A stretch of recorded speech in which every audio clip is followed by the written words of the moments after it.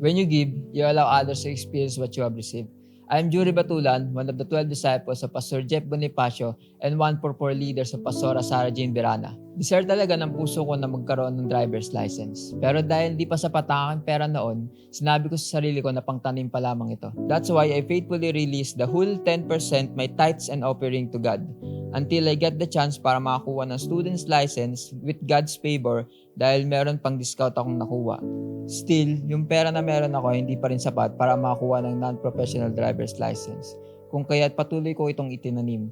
Until after a month of praying and seeding, God's provision took place. Finally, nakakuha na ako ng driver's license na ngayon ay nagagamit na sa work and sa discipleship. Praise God as well dahil ang buto na itinanim ko ay namunga rin ng mga disciples.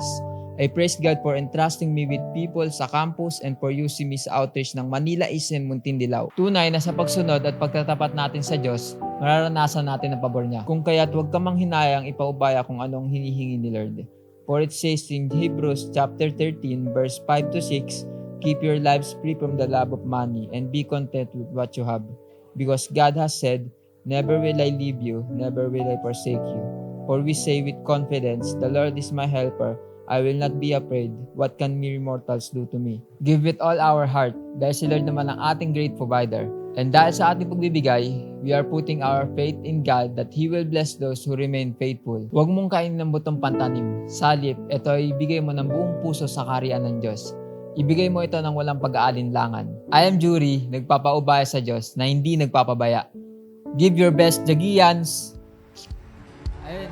Ayun po, no?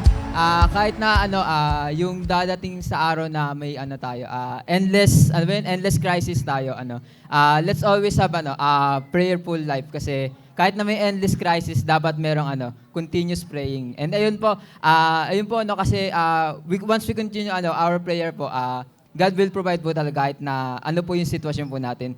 Kung madelay man po yan, hindi naman po dininay ni Lord yan eh. Ayun po. So let us stand up po and get our tithes and offering po.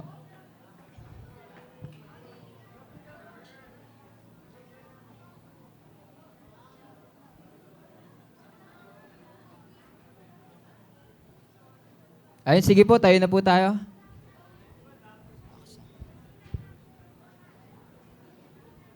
Ayun, let us pray. Yes, Lord, Father God, Lord, thank you, Lord God, sa umagang ito, Lord God, na iyong binigay, Lord Father.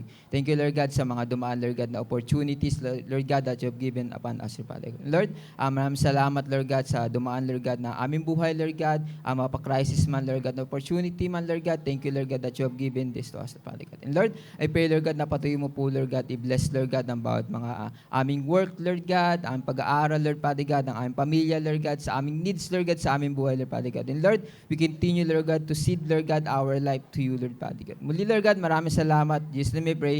Amen.